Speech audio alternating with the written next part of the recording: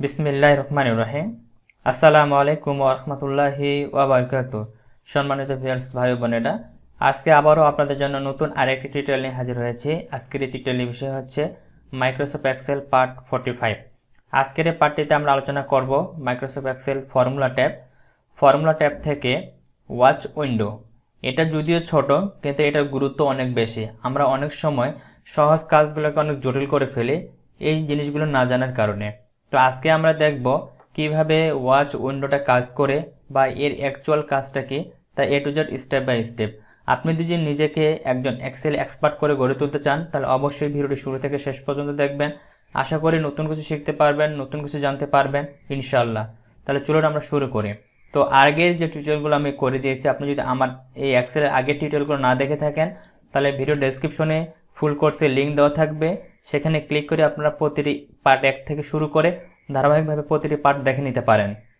আর আপনি যদি আগের পার্টগুলো দেখে থাকেন, তাহলে আগের পার্টগুলো দেখার প্রয়োজন নেই। আর যারা নতুন, তারা অবশ্যই আগের পার্টগুলো দেখে আসবেন। আশা করি এক্সেল নিয়ে যত প্রশ্ন রয়েছে, যত সমস্যা রয়েছে, সব সমস্যাগুলো আপনারা এখান থেকে খুব সহজেই সমাধান পেয়ে যাবেন। তাহলে চলুন আমরা ওয়াচ উইন্ডোটা কীভাবে কাজ করে সেটা দেখি। তো এটা বোঝানোর জন্য আমি এখানে কিছু ডকুমেন্ট তৈরি করে রাখছি। আপনারা দেখতে পাচ্ছেন আমার এখানে সিট রয়েছে মোট 4টা। 1 নম্বর সিটে এখানে আমি কিছু লিখে রাখছি, এটা কি লিখছি আমি পরে বোঝাচ্ছি। 2 নম্বর সিটে এখানে আমার পারচেসের কিছু আইটেম রয়েছে, এবং 3 নম্বর সিটে এখানে আমার আইটেম মানে সেলের কিছু আইটেম রয়েছে। আর সিট 4, এটা আমি এইটার কাজটা আজকে দেখাবো, এটা পরবর্তী টিউটোরিয়ালে দেখাবো। এটা একটা অ্যাডভান্স লেভেলের কাজ।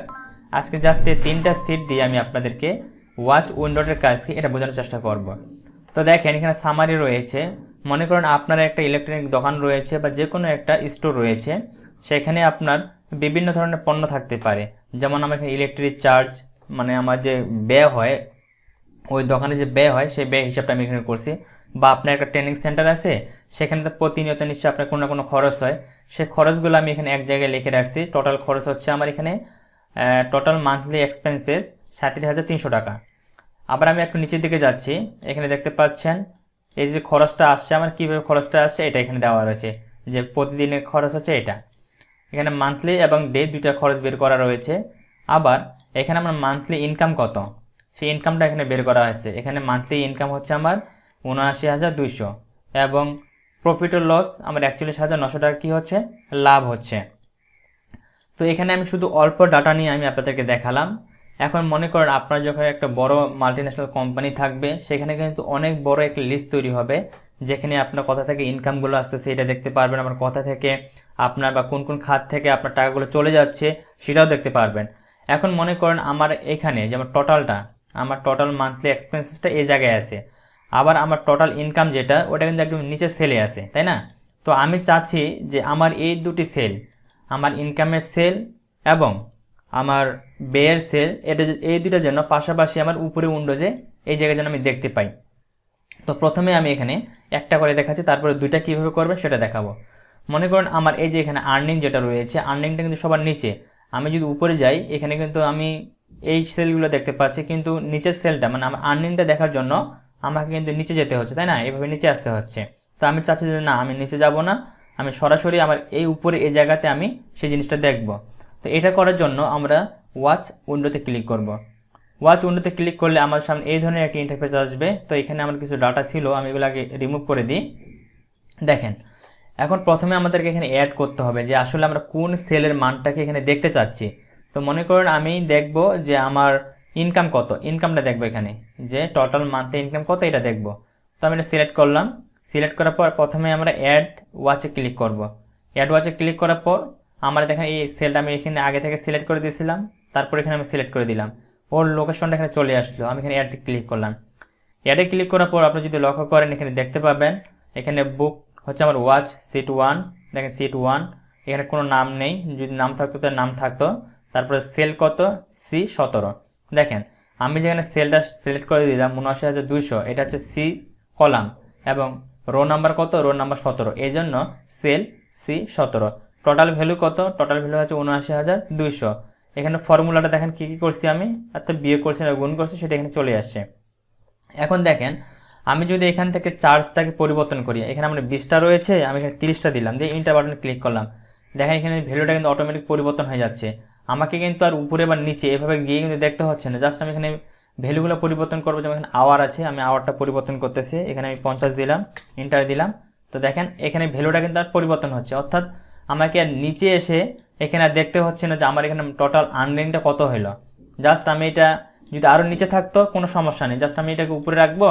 আমার এটাকে যদি আপনি এখানে যদি এদিকে মনে করেন আপনার ডাটা রয়েছে, এই সাইডেও এদিকে ডাটা রয়েছে, আপনি এই ইউনিটটাকে এখানে রাখতে চাচ্ছেন না, আমি এটাকে আবার নিয়ে আসতেছি, এটাকে এখানে রাখতে চাচ্ছেন না, তাহলে আপনার মাউসে লেফট বাটন প্রেস করে ধরে রেখে এটাকে ড্রাগ করে উপরের দিকে এভাবে নিয়ে যাবেন।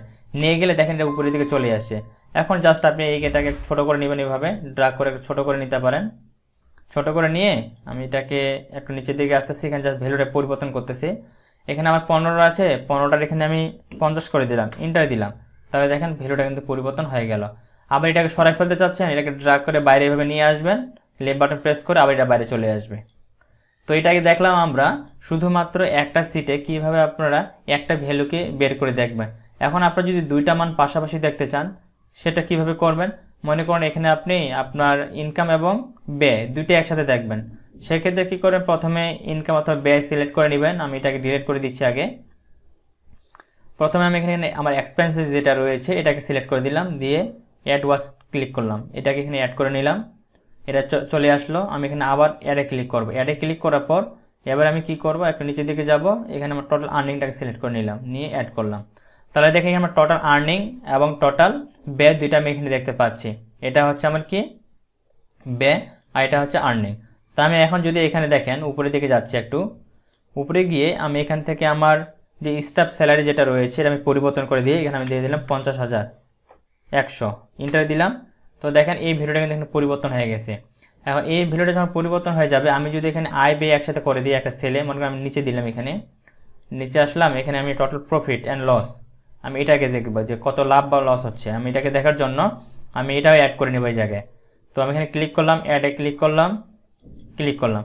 এখন দেখেন জাস্ট আমি একটা পরিবর্তন করব, টোটালটাই আমি এখানে দেখতে পারবো। আমি এটাকে উপরের দিকে রাখলাম। আমি এখান থেকে আমার ব্যয়টাকে পরিবর্তন করব। এখানে আমার মেনটেন চার্জ যেটা রয়েছে 2000, তাই না?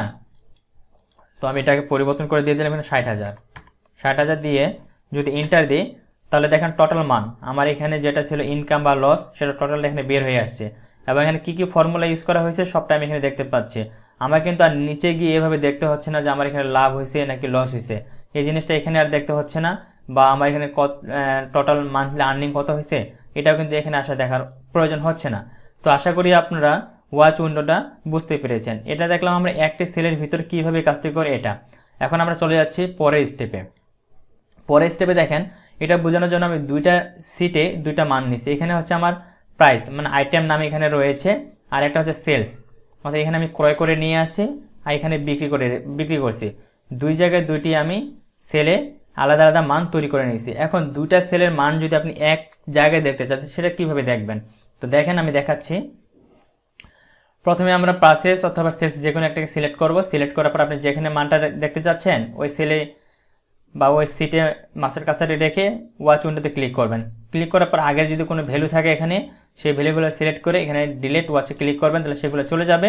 এখন আমরা নতুন করে সেল নিয়ে আসবো, এর জন্য অ্যাড ওয়াচে ক্লিক করব। অ্যাড ওয়াচে ক্লিক করার পর এখানে আমরা এই সেলটিকে সিলেক্ট করে দিব, যেহেতু আমরা এই সেলের মানটি দেখব।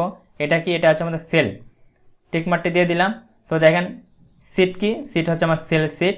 এখানে আমার সেল নাম্বার কত, সেল নাম্বার হচ্ছে C11 চলে আসছে। এখন আমরা কি করব, আবার এখানে অ্যাড করব পারচেসের সিটটি। এর জন্য অ্যাড ওয়াচে ক্লিক করলাম। এখান থেকে আমরা চলে যাব পারচেস শিটে। এখান থেকে পারচেসের টোটাল মানটাকে সিলেক্ট করে দিয়ে অ্যাড করব। তাহলে দেখেন এখানে কিন্তু আমি এখন আমার টোটাল পারচেস এবং টোটাল সেল দেখতে পাচ্ছি। আমি যদি এখান থেকে আমার সেলটাকে পরিবর্তন করে প্রাইসটাকে, মনে করেন এখানে আমার মনিটর যেটা রয়েছে এখানে 200 রয়েছে, এখানে আমি 300 করে দিলাম, দিয়ে এন্টার দিলাম। তাহলে দেখেন সাথে সাথে মান কিন্তু পরিবর্তন হয়ে যাচ্ছে। আমার এখানে কত আছে 7, আমি এখানে দিয়ে দিলাম 18 বা 80 দিলাম, এন্টার দিলাম। তাহলে দেখেন আমার সেলসের মান কিন্তু বেড়ে গেল, অর্থাৎ পার্সেস কিন্তু কমে গেল। পার্সেস কয়টি আছে 75টি, কিন্তু আমি সেলস তো কখনো বেশি করতে পারি না। তো আমাদের কি করতে হবে, এখানে আমি কমাতে পারি। আমি যদি এখানে 2 দিই বা 3 দিই, তাহলে দেখেন এখন পার্সেস হচ্ছে আমার 75 আর সেলস হচ্ছে 26, তাহলে আমি আরও সেল করতে পারবো।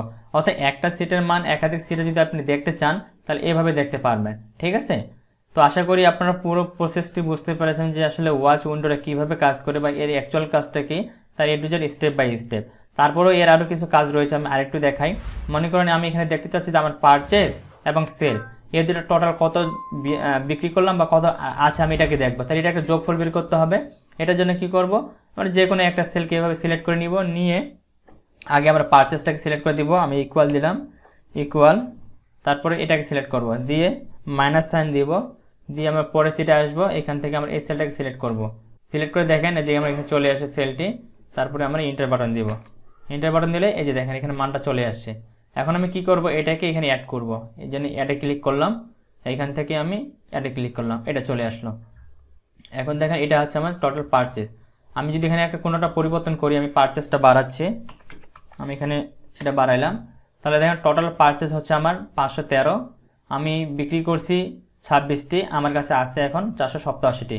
আমি যদি এখানে সেল সিটে যাই, সেল সিটে আসার পর আমি যদি এখান থেকে কিবোর্ডটা বাড়াই, আমি এখান থেকে মনে করি 100 কিবোর্ড বিক্রি করছি, 100 কিবোর্ড দিয়ে দিলাম। এখন দেখেন টোটাল বিক্রি করছি আমি 121টা, টোটাল ক্রয় করছিলাম 513টা, এখন আমার কাছে আছে 392টা। আমি মনে করেন স্ক্রিনে যেটা রয়েছে এটা আমি দিয়ে দিলাম 103 দিয়ে ইন্টার দিলাম।